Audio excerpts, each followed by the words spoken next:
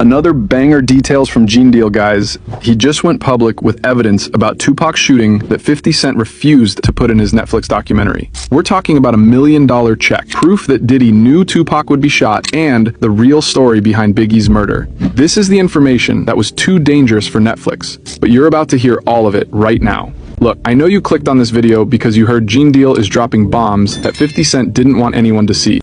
And trust me, you made the right choice. So without wasting time, here's what's going down. 50 Cent just sold his Diddy documentary to Netflix for millions of dollars. Everyone in the hip-hop world expected Gene Deal to be the main guy in it. Why? Because Gene was Diddy's personal bodyguard back in the day, and he's been the loudest person exposing bad boy secrets for years now. He was there when everything went down. But when the documentary dropped, Gene was nowhere to be found. Not a single interview, not one clip, nothing. And now, Gene is telling the world exactly why he's not in it. He's revealing footage, conversations, and evidence that 50 Cent completely censored from the final cut. And honestly, when you hear what he's saying, you'll understand why 50 might have been scared to include it. In this video, you're going to discover the real reason Gene Deal walked away from the documentary. You'll hear about the day Diddy knew Tupac was about to get shot and did nothing to stop it. You'll learn about $1 million check that Gene saw with his own eyes that connects directly to Tupac's murder. And you'll get the full story of how Biggie's murder was set up, including the warnings Gene gave that everyone ignored.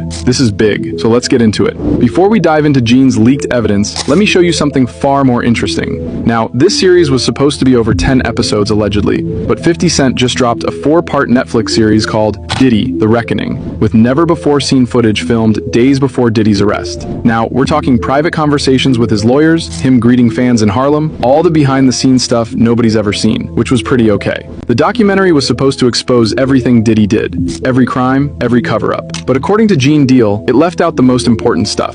So who's Gene Deal? Diddy's former bodyguard during the peak bad boy years. He was right there during the East Coast versus West Coast beef. He was in Vegas the night Tupac got shot. He was in LA the night Biggie got murdered. Gene saw it all firsthand. And now, Gene's not staying quiet anymore. He's leaking everything. So let's get into what he's revealing. Alright, so the first question everyone's asking is simple. Why isn't Gene Deal in this documentary? Gene recently did an interview where he explained exactly what happened. He was actually working with the documentary team at first. They wanted his footage, his stories, everything. But then Gene had a conversation with the director, Alex Stapleton, that changed everything. According to Gene, she basically told him that 50 Cent had no control over the payments or the content. She made it clear that 50 wasn't the one making those decisions. And when Gene heard what they were offering him financially, he felt completely disrespected. Think about it from Gene's perspective for a second. He's got footage that nobody else has. He's got first-hand stories from being right next to Diddy during the most important moments in hip-hop history. And they're offering him what he felt was pocket change compared to what this documentary would be worth. So Gene walked away. He said no thanks and refused to participate. For example, the documentary talks about the East Coast versus West Coast war, right? But according to Gene, they completely censored the truth about bodyguard Jake Wolf's death. Gene says that Mark Curry knows exactly who killed Jake Wolf. It wasn't some government conspiracy. It was a Jamaican guy from the Bronx, who the police ended up killing later at a club called Magic City. Gene also says the whole East Coast versus West Coast war narrative is wrong. It wasn't a regional thing. It was specifically Bad Boy Records versus Death Row Records. It was about Diddy and Suge Knight beefing with each other. East Coast rappers were still going to the West Coast and getting love. West Coast artists were still coming to New York, and everything was cool.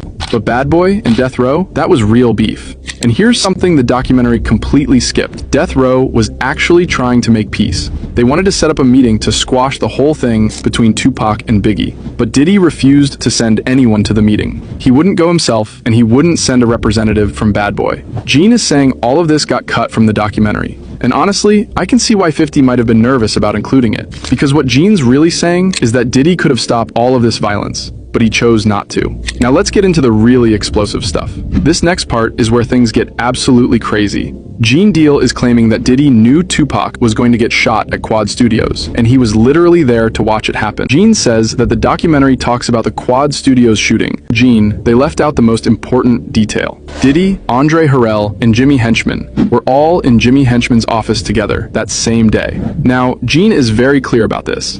Biggie and his crew didn't know that Diddy was in that office. Diddy was supposed to be going to the studio session with Biggie, because Biggie was working on Junior Mafia stuff. But instead, Diddy went to spy on Biggie. Why was Diddy spying on his own artist? Because Diddy owned Biggie's publishing rights, and Biggie was trying to get out of that deal. Some people had advised Biggie to put the publishing under someone else's name, maybe his wife Tatiana, or maybe Lil C's, so he could get the money himself instead of Diddy taking it all. So Diddy was in Jimmy Henchman's office, keeping tabs on what Biggie was doing. But while Diddy was there, Jimmy Henchman told him something. Jimmy said they were about to teach Pac a lesson, because Tupac owed him money. See, Tupac was supposed to come to the studio to work on a song with Lil Sean to pay off this debt, but Tupac had been talking greasy to Jimmy Henchman, and Jimmy Henchman wasn't the type of guy you disrespect. And this is where Gene's claim gets really serious. Gene says that Diddy knew what was about to happen to Tupac. Jimmy Henchman told him the plan. Now, if Diddy didn't know what was going down, what would he have done? He would have gone upstairs to the studio session with Biggie, right? He knew exactly what room Biggie was in, but he didn't go up there. Instead, he stayed in Jimmy Henchman's office and waited to see what would happen to Tupac.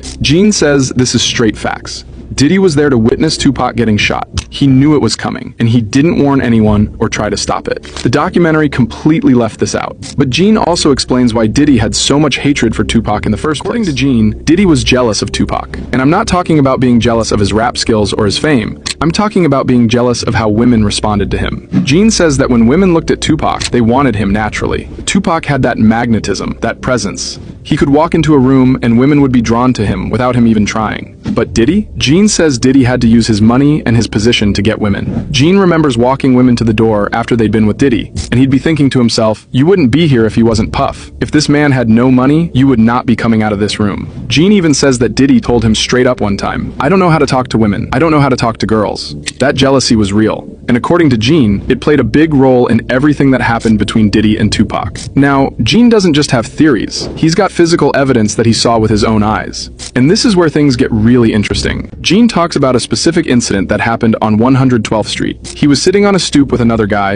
and a man named Eric Zip Von Zip came walking up. Zip was showing off a new car he had just bought, looking all proud of himself. But then Zip pulled something out of his back pocket. It was a check. And not just any check. This was a check for $1 million.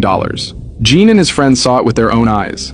Zip was bragging about it, showing it off like it was a trophy. Now, here's what Zip told them. He said he got that $1 million check from Barry Hankerson and Jimmy Henchman for his record label, Black Ground Records. And when did this happen? Right after Tupac's death. Gene is saying that if law enforcement really wanted to solve Tupac's murder, all they have to do is trace that check. This wasn't cash being passed around in a dark alley. This was an actual check that had to go through a bank. There's a paper trail. You can't just cash $1 million check at a check cashing place. That money had to go through official channels. It had to be signed over to someone. And all of that leaves records. Gene is basically saying the evidence is sitting right there if anyone wants to follow it. And there's someone else who might know even more about this money trail. Kirk Burroughs, who was the president of Bad Boy Records, apparently kept very detailed notes and files about everything that went down. Gene mentions that Kirk said he paid for people to drive out to Las Vegas around the time Tupac was killed. Now, Gene says he doesn't remember that part personally, but if Kirk has those records, that could be huge. Gene says it's hard to hide $1 million.